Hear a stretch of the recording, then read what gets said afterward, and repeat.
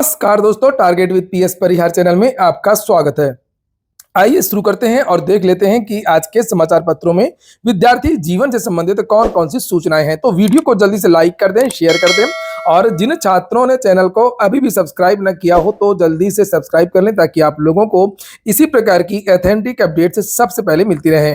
आगे बढ़ने से पहले एक सूचना है उन विद्यार्थियों के लिए जो विद्यार्थी यूपी पीसीएस की तैयारी कर रहे हैं अथवा बिहार पीसीएस की तैयारी कर रहे हैं। वे सभी अभ्यर्थी फिजिक्स वाला के इस प्लेटफॉर्म पर आकर के अपनी प्रिपरेशन पूरी कर सकते हैं। यहाँ पर आपको वो सारी चीजें मिलेंगी जो प्रिपरेशन करने के लिए आवश्यक होती हैं। जैसे देख सकते हैं आप लोग, ये भारत के सर्वश्रेष्ठ शिक्षकों की टीम है जो आपको पढ़ाई करवाएगी। यहाँ पर आप लोगों को पीडीएफ सामग्री मिलेगी, लाइव वीडियोस मिलेंगे, रिकॉर्डेड वीडियोस मिलेंगे, डाउट क्लियरिंग सेशन भी समय समय पर चलता रहता है। 24/7 किसी भी समय आप लोग अपना डाउट क्लियर कर सकते हैं। पीवाईक्यू एनालिसिस इत्यादि। यहाँ पर 2025 के लिए एक फाउंडेशन बैच लॉन्च हुआ पीसीएस के लिए, जिसे देख सकते हैं आप लोग। ये बाइलिंगुअल बैच है जिसकी फीस मात्र 4,499 रुपए रखी गई है। और इसी प्रकार से यहाँ जो विद्यार्थी पीसीएस प्री 2024 और आरओ 2023 की तैयारी कर रहे हैं, जो प्रीलिम्स होने वाला है अक्टूबर या नवंबर के महीने में, उन विद्यार्थियों के लिए एक साथ संयुक्त एक कोर्स चल रहा है जिसका नाम भी है संयुक्त। ये देख सकते हैं आप, संयुक्त बैच। इसकी जो फीस है वो तो मात्र 1999 रुपए ही रखी गई है। एक बात और बता दूं, ये जितने भी कोर्स है जो मैं आपको बताने वाला हूं, इन सभी में आप लोग अगर एक कोड लगा देंगे PSP 500 तो आप लोगों को इसमें भी 500 रुपए की एक्स्ट्रा छूट मिल जाएगी। ये सारे के सारे जो बैच हैं और अधिक जानकारी आप लोगों को फिजिक्स वाला के एप्लीकेशन पर मिलेगी। एप्लीकेशन की लिंक मैंने डिस्क्रिप्शन बॉक्स और कमेंट बॉक्स में उपलब्ध करा दी है। इसी प्रकार से जो विद्यार्थी 17वीं बीपीएससी के लिए तैयारी कर रहे हैं तो उन विद्यार्थियों के लिए हिंदी माध्यम अगर विद्यार्थी तैयारी करना चाहती हैं तो प्रथम 2.0 के नाम से बैच लॉन्च हो गया। इसकी भी फीस 4,499 रुपए ही रखी गई है। और इसी प्रकार से जो विद्यार्थी यहाँ बाइलिंगुअल तैयारी करना चाहते हैं उन विद्यार्थियों के लिए सक्षम 3.0 के नाम से बैच लॉन्च हो गया है। और ये जितने बैच हैं, चाहे वो सक्षम 3.0 हो चाहे वो प्रथम हो, इन सभी में आप लोग भी कूपन कोड लगा सकते हैं PSP 500।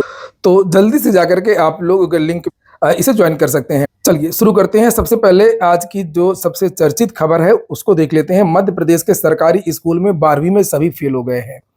ये आलम है। अक्सर ये कहा जाता है कि विद्यालयों में टीचर नहीं रहते हैं इसलिए बच्चे फेल हो जाते हैं, लेकिन यहाँ पर दूसरा मामला है कि जहाँ पर टीचर पूरे हैं, हर सब्जेक्ट के टीचर हैं, लेकिन सारे के सारे जो बच्चे हैं वो फेल हो गए हैं। और इसको लेकर के वहाँ गांव के जो परिजन हैं, जो ग्रामीण हैं, उनमें बहुत ज्यादा आक्रोश है। और ये बात पहले भी ऐसी हो चुकी है कि जो सरकारी विद्यालय है वहां पर पढ़ाई नहीं होती है। भाई प्राइमरी की बात तो समझ में आती है, क्योंकि जो प्राइमरी विद्यालय होते हैं वो ये कहते हैं कि हमारे पास बहुत ज्यादा काम होता है, चुनाव का काम हो, चाहे मिड डे मील वाला काम हो या अन्य छात्रवृत्ति वाले अन्य काम हो। लेकिन ये मामला तो इंटरमीडिएट का है। और यहाँ पर लिखा, मध्य प्रदेश के एक सरकारी स्कूल में 12वीं की परीक्षा में सभी बच्चे फेल हो गए और यह हर किसी के लिए हैरानी की विषय। इसको लेकर के ग्रामीणों और अभिभावकों में आक्रोश है। ग्रामीणों का आरोप है कि शिक्षक ना तो नियमित स्कूल आते हैं और जो आते हैं वो पढ़ाने पर ध्यान नहीं देते हैं। और प्राचार्य बोले, यहाँ पर लिखा है कि नतीजे की समीक्षा होगी। शिक्षा अधिकारी ने कहा जांच के बाद कार्रवाई। कभी शिक्षा अधिकारी पूरे साल तो जाते नहीं है विद्यालय।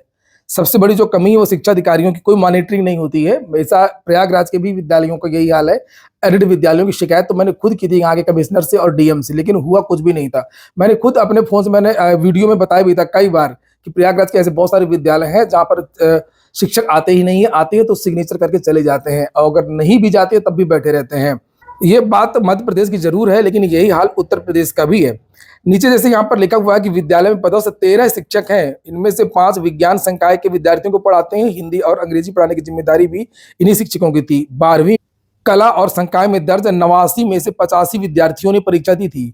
89 में से 85 और सभी 85 के 85 फेल हो गए हैं। स्कूल में कक्षा 9वीं से लेकर के 12वीं तक में 300 विद्यार्थी दर्ज हैं और 12वीं के रिजल्ट के पुनर्मूल्यांकन के लिए माध्यमिक शिक्षा मंडल को आवेदन भेजेंगे। और यही सूचना अन्य समाचार पत्रों में भी दी गई है। जैसे आप लोग यहाँ पर देख सकते हैं, लिखा सभी विषयों के शिक्षक उपलब्ध हैं और 12वीं का परिणाम शून्य गया है। बड़वानी के मलफा स्थित स्कूल, ये वहां की फोटो है।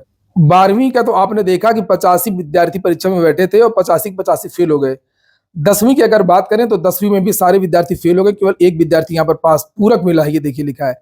कक्षा 10वीं में कुल 13 विद्यार्थी दर्ज हैं। इनमें से 11 ने परीक्षा दी थी, 10 फेल हो गए, जबकि एक को पूरक मिला है। स्कूल को वर्ष 2018 में मिडिल स्कूल से हाई स्कूल में उन्नत किया गया था। ये एक अन्य विद्यालय है। और अब जो प्रधानाचार्य वो समीक्षा की बात कर रहे हैं। जिला शिक्षा अधिकारी का कहना है कि शिक्षकों ने क्या पढ़ाया इसकी जांच करेंगे, फिर दोषियों पर कार्रवाई। कुछ नहीं करोगे बेटा, सब मिले हुए हैं और रहते हैं, कुछ नहीं करते हैं। और यहाँ पर लिखा इंजीनियरिंग प्रवेश परीक्षा में सेंधमारी, बिहार के 2 गिरफ्तार। यूपी एसटीएफ मेरठ यूनिट ने देहरादून में Vellore institute of technology Tamil Nadu की इंजीनियरिंग प्रवेश परीक्षा 2024 में सेंधमारी और नकल कराने वाले गिरोह का भंडाफोड़ किया है। गिरोह के 2 मुख्य आरोपियों की गिरफ्तारी की है, जबकि 2 आरोपी फरार हैं। पकड़े गए दोनों आरोपी बिहार के रहने वाले हैं। लिखा है कि दोनों ऑनलाइन परीक्षा के दौरान कंप्यूटर लैब में सेटिंग के दौरान नकल कराते थे। कंप्यूटर लैब का मालिक इस साजिश में शामिल है। रिमोट एक्सेस से प्रश्न पत्र हल करने का खुलासा किया गया है। एसटीएफ मेरठ यूनिट को सूचना मिली थी कि एक गिरोह देहरादून में ऑनलाइन प्रतियोगी परीक्षाओं और इंजीनियरिंग प्रवेश परीक्षाओं में नकल करा रहा है। इसी गिरोह के तार उत्तराखंड के अलावा पंजाब, यूपी के बिजनौर और बिहार से जुड़े हुए हैं। अगली जो सूचना है वो उत्तर प्रदेश लोक सेवा आयोग की है। अपर निजी सचिव भर्ती परीक्षा 2013 की फिर शुरू हुई जांच पड़ताल। सचिवालय में लोक सेवा आयोग के माध्यम से हुई अपर निजी सचिव भर्ती परीक्षा 2013 को लेकर के विवाद समाप्त नहीं हो रहा है। 12 लोगों के अलग अलग शपथ पत्र पर हुई शिकायतों और कोर्ट में चल रहे मामले के क्रम में एक बार फिर कार्मिक विभाग और सचिवालय प्रशासन व लोक सेवा आयोग इस पर मंथन करेगा। सचिवालय प्रशासन विभाग के अनुसचिव सुनील कुमार यादव ने सचिव लोक सेवा आयोग को पत्र भेज करके कहा है कि इस परीक्षा के संदर्भ में चल रहे वाद शिकायती पत्रों के क्रम में अपर मुख्य सचिव कार्मिक की अध्यक्षता में 29 अप्रैल को बैठक आहूत की गई है। इसमें परीक्षा के पाठ्यक्रम, नियमावली व शपथ पत्र के बिंदुओं पर विचार विमर्श किया जाएगा। तो इस भर्ती में आरोप लगा था कि नियमावली में बदलाव किया गया था बहुत सारे अपने लोगों को नियुक्त कराने के लिए। जो विद्यार्थी नियुक्त नहीं पा पाए थे या जो विद्यार्थी प्रक्रिया में आगे नहीं बढ़ पाए थे, उन विद्यार्थियों ने कोर्ट में केस किया था। और लिखा हुआ है कि इस भर्ती में नियुक्त न पाने वाले लगभग 1 दर्जन अभ्यर्थी कोर्ट के शरण में गए हैं। वहीं उन्होंने सचिवालय प्रशासन में भी शपथ पत्र देकर के यह मांग की है कि लोक सेवा आयोग की अपर निजी सचिव भर्ती 2013 में हुई धांधली की निष्पक्ष जांच कराई जाए। साथ ही सरकार हाईकोर्ट और इलाहाबाद में बेहतर पैरवी करे। हालांकि आवेदकों ने कहा कि सचिवालय प्रशासन विभाग और लोक सेवा आयोग के अधिकारी भर्ती में हुई गड़बड़ी को संरक्षण दे रहे हैं। बात बिल्कुल सही है और यही कारण है कि ये जो मामला है इतना लंबा खींचा है। यहाँ पर लिखा है कि जबकि चयन प्रक्रिया में की गई गड़बड़ी से संबंधित बिंदुओं पर बात ही नहीं हो रही है और बात केवल घुमाया जा रहा है कि एक सेवा नियमावली और पाठ्यक्रम में बदलाव हुआ है, जबकि यहाँ पर विद्यार्थी गड़बड़ी की बात कर रहे हैं। अगली सूचना टीजीटी पीजीटी वैकेंसी को लेकर के है। आरक्षित वर्ग को शामिल कर प्रतीक्षा सूची बनाने पर रोक लगा दी गई है। माध्यमिक शिक्षा सेवा चयन बोर्ड ने हाईकोर्ट की एकल पीठ के आदेश को चुनौती दी थी। इलाहाबाद हाईकोर्ट की खंडपीठ ने टीजीटी शिक्षक भर्ती के आरक्षित वर्ग के भर्तियों को तगड़ा झटका दिया है। कोर्ट ने प्रशिक्षित स्नातक शिक्षक में सहायक शिक्षकों की भर्ती के लिए आरक्षण नियमों का पालन करते हुए नए सिरे से प्रतीक्षा सूची तैयार करने वाले एकल पीठ के आदेश पर रोक लगा दी है।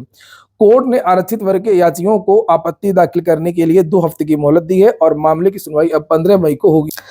असल में जो सिंगल बेंच थी उसने कहा था कि आरक्षित वर्ग को योग्यता के आधार पर समान श्रेणी की सूची में शामिल करते हुए नए सिरे से प्रतीक्षा सूची तैयार करने का आदेश दिया था और यह कहा था कि सामान्य के उम्मीदवार की तुलना में अधिक अंक प्राप्त करने वाले आरक्षित श्रेणी के उम्मीदवार को सामान्य चयन में प्राथमिकता दी जाए, जबकि आरक्षित में केवल आरक्षित श्रेणी के उम्मीदवारों का ही चयन होगा।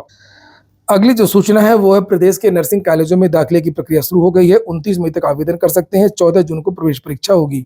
संघ लोक सेवा आयोग ने जो नया परीक्षा कैलेंडर जारी किया 2025 का, उसको लेकर के भी सूचनाएं दी गई हैं। उसको लेकर के मैंने 2 दिन पहले वीडियो भी बनाया था और यहाँ पर बताया गया है कि कब यूपीएससी पीटी 2025 होगी, कब मेंस होगा और अन्य भर्तियों के बारे में भी जानकारी दी गई है। मौसम विभाग की चेतावनी, चुनावी राज्यों में हो सकता है लू से सामना। सीयूईटी यूजी परीक्षा प्रवेश परीक्षा के लिए शहर का ब्यौरा 5 मई तक जारी कर देगी एनटीए और सीयूईटी यूजी का आयोजन इस बार 15 मई से लेकर के 31 मई 2024 तक किया जाएगा। 5 अप्रैल तक इसके लिए आवेदन हुए थे। जेईई मेंस का रिजल्ट आ गया है और जेईई एडवांस के लिए आवेदन की प्रक्रिया शुरू हो गई है। 7 मई आवेदन की लास्ट डेट है। यूजीसी नेट की तिथि में संशोधन की मांग की गई है। 16 जून को यूजीसी नेट की भी परीक्षा है और 16 जून को ही यूपीएससी पीटी की भी परीक्षा है। लिखा हुआ है यूपीएससी की परीक्षा में सम्मिलित होने वाले कई अभ्यर्थी एनटीए द्वारा आयोजित की जाने वाली यूजीसी नेट जून 2024 में भी शामिल हो रहे हैं। एक ही परीक्षा तारीख होने के कारण छात्रों में असमंजस की स्थिति उत्पन्न हो गई है। तो ठीक है दोस्तों, ये हो गया आज का वीडियो आपको अच्छा लगा हो, आपके काम का हो तो लाइक अवश्य कर दें। जिन छात्रों ने चैनल को सब्सक्राइब न किया हो सब्सक्राइब कर लें। पूरा वीडियो सुनने के लिए बहुत बहुत धन्यवाद।